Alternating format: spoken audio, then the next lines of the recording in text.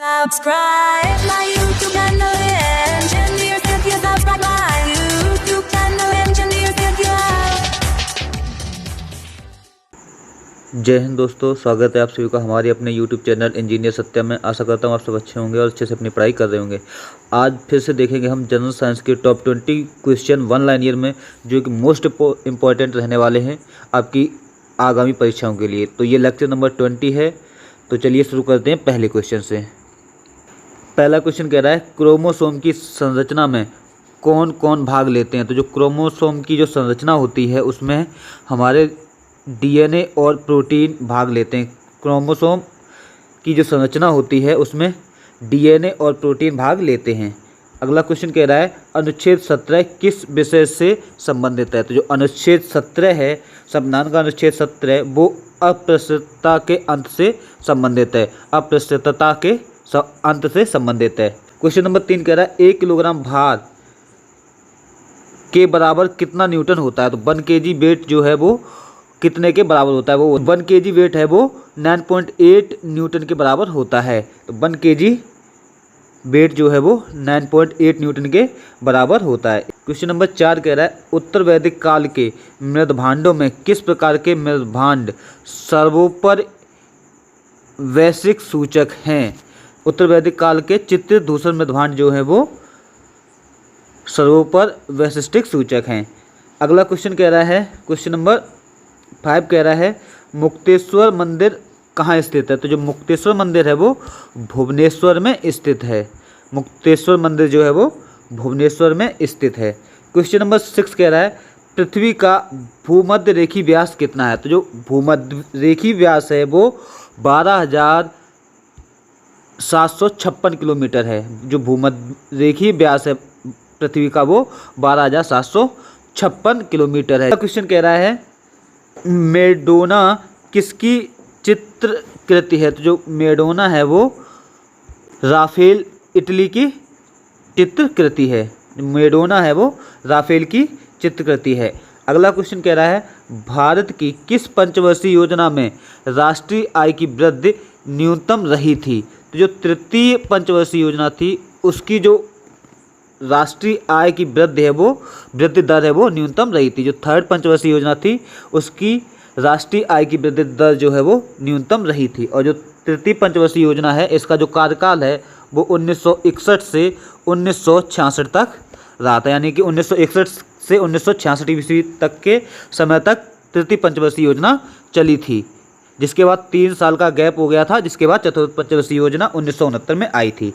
अगला क्वेश्चन देख लेंगे। क्वेश्चन नंबर 9 कह रहा है ऋग्वेद में किस अपराध का सबसे अधिक उल्लेख किया गया। तो जो ऋग्वेद है उसमें चोरी का उल्लेख जो है वो सबसे अधिक किया गया है। जो पशुओं की चोरी है उसका उल्लेख सबसे अधिक किया गया है ऋग्वेद में। ऋग्वेद में जो है पशुओं की चोरी का सर्वाधिक उल्लेख किया गया है।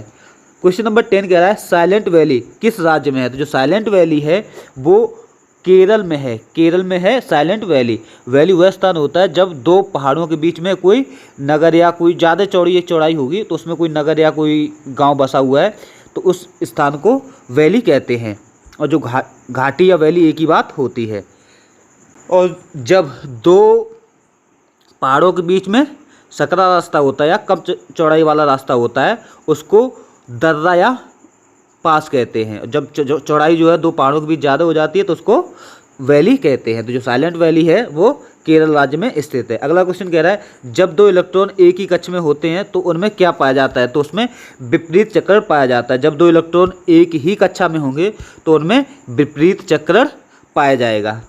अगला क्वेश्चन नंबर कह रहा है क्वेश्चन नंबर 12 कह रहा है किस अनुच्छेद में प्रेस की स्वतंत्रता वर्णित है। यानी कि जो बोलने की स्वतंत्रता है, जो प्रेस की स्वतंत्रता है यानी कि मीडिया की स्वतंत्रता है वो कॉन्स्टिट्यूशन के किस आर्टिकल में वर्णित है। तो वो आर्टिकल 19 फर्स्ट में वर्णित है। छेद जो 19 है 19 के फर्स्ट में है उसमें प्रेस की स्वतंत्रता है वो वर्णित है। नेक्स्ट क्वेश्चन कह रहा है हैजा या कॉलरा के जीवाणु की खोज किसने की थी। जो हैजा है उसके जीवाणु की जो खोज है वो रॉबर्ट कोच ने की थी। रॉबर्ट कोच ने हैजा के जीवाणु की खोज की थी। क्वेश्चन नंबर 14 कह रहा है आर्यों का मुख्य व्यवसाय कौन सा था। तो जो आर्य थे उनका मुख्य व्यवसाय कृषि था। आर्यों का जो मुख्य व्यवसाय था वो कृषि था। अगला क्वेश्चन कह रहा है क्वेश्चन नंबर 15 है चैत्य किस धर्म के अनुयायियों का पूजा स्थल है? तो जो चैत्य है वो बौद्ध धर्म के अनुयायियों का पूजा स्थल है। चैत्य जो है वो बौद्ध धर्म के अनुयायियों का धर्म पूजा स्थल है। क्वेश्चन नंबर 16 कह रहा है पृथ्वी का ध्रुवीय व्यास कितना है? तो जब हमारे पृथ्वी का ध्रुवीय व्यास कहेगा तो जो ध्रुवीय व्यास है वो है 12,714 किलोमीटर, जबकि अक्षीय व्यास है वो 12,756 है, जबकि ध्रुवीय व्यास जो है पृथ्वी का वो 12,714 किलोमीटर है। नेक्स्ट क्वेश्चन कह रहा है महिलाओं की ओलंपिक में भागीदारी सबसे पहले किस वर्ष हुई?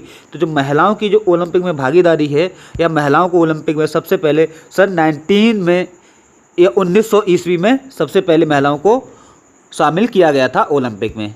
1900 ईस्वी में महिलाओं को ओलंपिक में शामिल किया गया था। अगला क्वेश्चन देख लेंगे, वो कह रहा है क्वेश्चन नंबर 18 कह रहा है योजना अवकाश के कारण कौन सी पंचवर्षीय योजना देश से प्रारंभ हुई थी? तो जो चतुर्थ पंचवर्षीय योजना थी वह योजना अवकाश के कारण लेट प्रारंभ हुई थी, यानी कि जिसको 1966 में प्रारंभ होना था वो 1969 ईस्वी में प्रारंभ हुई थी और 1974 ईस्वी तक चली थी। चतुर्थ पंचवर्षीय योजना जो है वो 3 साल लेट थी। नेक्स्ट क्वेश्चन देख लेंगे, क्वेश्चन नंबर 19 कह रहा है पुलकेशिन द्वितीय ने हर्षवर्धन को पराजित कर कौन सी उपाधि धारण की थी? जो हर्षवर्धन को हराकर पुलकेशिन द्वितीय जो था उसने परमेश्वर की उपाधि धारण की थी। परमेश्वर की उपाधि धारण की थी पुलकेशिन द्वितीय ने जब उसने हर्षवर्धन को हराया था।